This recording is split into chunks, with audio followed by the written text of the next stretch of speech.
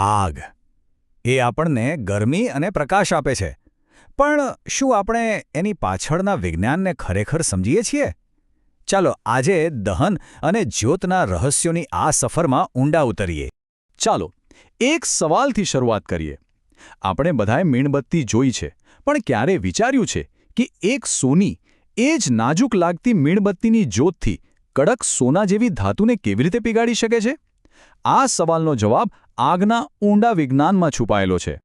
તો આ સોનીના રહસ્યને ઉકેલવા માટે આપણે પહેલાં એ સમજવું પડશે કે આગ પોતે શું છે અને એ કેવી રીતે કામ કરે છે. તો સવાલ એ છે કે આગને સળગતા રહેવા માટે શું જોઈએ? વિજ્ઞાનમાં આને એક સરસ નામ આપ્યું છે, ફાયર ટ્રાયેંગલ, એટલે કે અગ્નિ ત્રિકોણ. ચાલો જોઈએ આ ત્રિકોણના 3 ખૂણા કયા છે.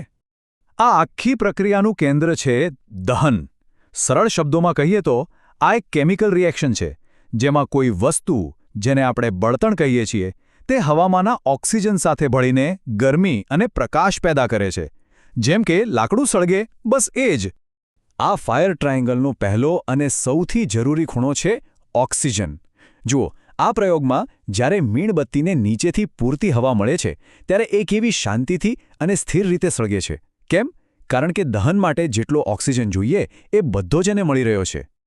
પણ હવે જુઓ શું થાય છે. જેવી આપણે નીચેથી હવાનો રસ્તો બંધ કરી દઈએ, તરત જ જ્યોત આમ તેમ થવા લાગે છે, ધુમાડો નીકળવા માંડે છે.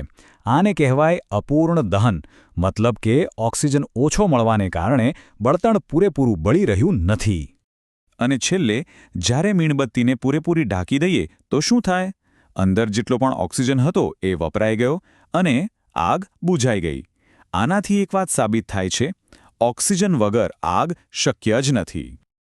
ઓકે, તો આપણી પાસે બળતણ છે, ઓક્સિજન પણ છે, તો પછી દરેક વસ્તુમાં તરત આગ કેમ નથી લાગી જતી? કારણ કે ટ્રાયેંગલનો ત્રીજો ખૂણો હજુ બાકી છે, ગરમી. દરેક વસ્તુને સળગવા માટે એક મિનિમમ તાપમાન સુધી પહોંચવું પડે છે. આ તાપમાનને જ જ્વલનબિંદુ કહેવાય છે. આ પ્રયોગ જ્વલનબિંદુના કોન્સેપ્ટને એકદમ ક્લિયર કરી દેશે. ખાલી કાગળનો કપ તરત આગ પકડી લેશે, કારણ કે એનું જ્વલનબિંદુ બહુ નીચું છે. પણ એ જ કપમાં પાણી ભરી દો તો એ નહીં સળગે.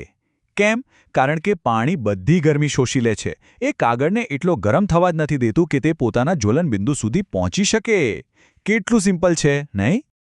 ચાલો, હવે આપણે જાણીએ છીએ કે આગ માટે બળતણ, ઓક્સિજન અને ગરમી જોઈએ. તો હવે જરા વધુ નજીક જઈએ અને જોઈએ કે એક નાનકડી મીણબત્તીની જ્યોતની અંદર આ બધું કેવી રીતે કામ કરે છે. એની અંદરની દુનિયા ખરેખર બહુ જ રસપ્રદ છે. આપણે રોજ મીણબત્તી જોઈએ છે, પણ ક્યારે ધ્યાનથી જોયું છે?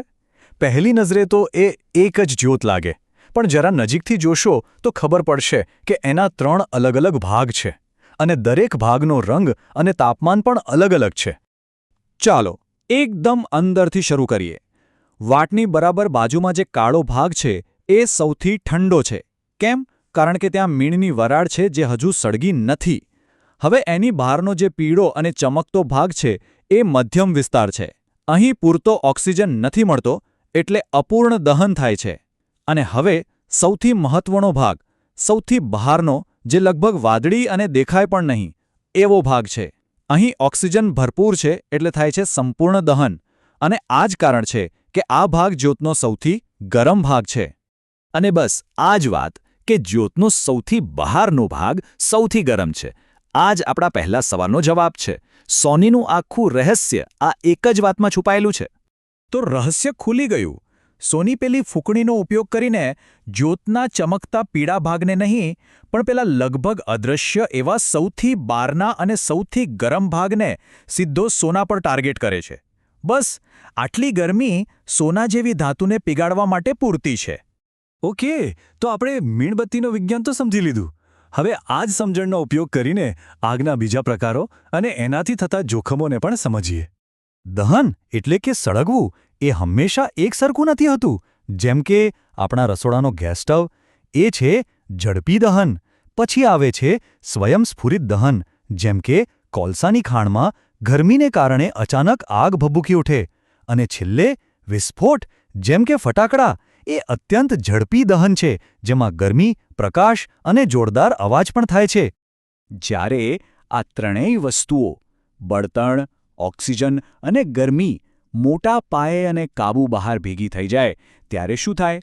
દાવાનળ એટલે કે જંગલની આગ, જે કેટલી વિનાશક હોઈ શકે છે એ આપણે સૌ જાણીએ છીએ. પણ સારી વાત એ છે કે આ જ વિજ્ઞાન આપણને આગને કાબૂમાં લેતા પણ શીખવે છે. તમે ફાયર એક્સ્ટિંગ્વિશર જોયા જ હશે. એમાંથી જે કાર્બન ડાયોક્સાઇડ નીકળે છે એ હવાથી ભારે હોય છે. એટલે એ આગની ઉપર એક ચાદર જેવું લેયર બનાવી દે છે. પરિણામે આગનો ઓક્સિજન સાથેનો સંપર્ક તૂટી જાય છે અને ફાયર ટ્રાયેંગલ તૂટી જાય છે. આગ બુઝાઈ જાય છે. આપણે આગ કેવી રીતે કામ કરે છે એ જોયું, એને કાબૂમાં કેવી રીતે લેવાય એ પણ જોયું. પણ આપણે જે બળતણનો ઉપયોગ કરીએ છીએ એની આપણા પર્યાવરણ પર શું અસર થાય છે? ચાલો હવે એની વાત કરીએ. જરા વિચારીએ, એકદમ પરફેક્ટ એટલે કે આદર્શ બળતણ કેવું હોય? એ સસ્તું હોય, સરળતાથી મળી જાય, એ એક સરખી રીતે બળે, ખૂબ બધી ઊર્જા આપે અને પાછળ કોઈ કચરો કે પ્રદૂષણ ન છોડે. બરાબર ને? પણ આ તો થઈ આદર્શવાદ. વાસ્તવિકતા આનાથી ઘણી અલગ છે. હકીકત એ છે કે આપણી ઊર્જાની જરૂરિયાતો પૂરી કરવા માટે આપણે એવા બળતણનો ઉપયોગ કરીએ છીએ જે આદર્શથી ઘણા દૂર છે. અને એના પરિણામે આપણે પર્યાવરણને મોટું નુકસાન પહોંચાડી રહ્યા છીએ, જેની કિંમત આપણે અને આપણી આવનારી પેઢીઓએ ચૂકવવી પડશે. જેમ કે કોલસો અને પેટ્રોલ જેવા બળતણ બાળવાથી વાતાવરણમાં કાર્બન ડાયોક્સાઇડ વધે છે, જે ગ્લોબલ વોર્મિંગ માટે જવાબદાર છે. એમાંથી નીકળતા સલ્ફર અને નાઇટ્રોજન જેવા ગેસ વરસાદ સાથે ભળીને એસિડ વરસાદ બનાવે છે, જે ખેતી અને ઇમારતો માટે ખતરનાક છે. અને અપૂર્ણ દહનથી જે ઝેરી ગેસ અને રચકણો હવામાં ફેલાય છે, એનાથી શ્વાસની બીમારીઓ થાય છે. આગે જ આપણી સંસ્કૃતિનો પાયો નાખ્યો. આજે આપણે આગ પાછળનું આખું વિજ્ઞાન સમજીએ છીએ, સોનીના રહસ્યથી લઈને પર્યાવરણના સંકટ સુધી. તો હવે સૌથી મોટો સવાલ એ છે કે આપણે આ જ્ઞાનનો ઉપયોગ કરીને આપણા ભવિષ્યને સ્વચ્છ અને ટકાઉ ઊર્જા કેવી રીતે આપી શકીએ? આ સવાલનો જવાબ જ આપણું ભવિષ્ય નક્કી કરશે.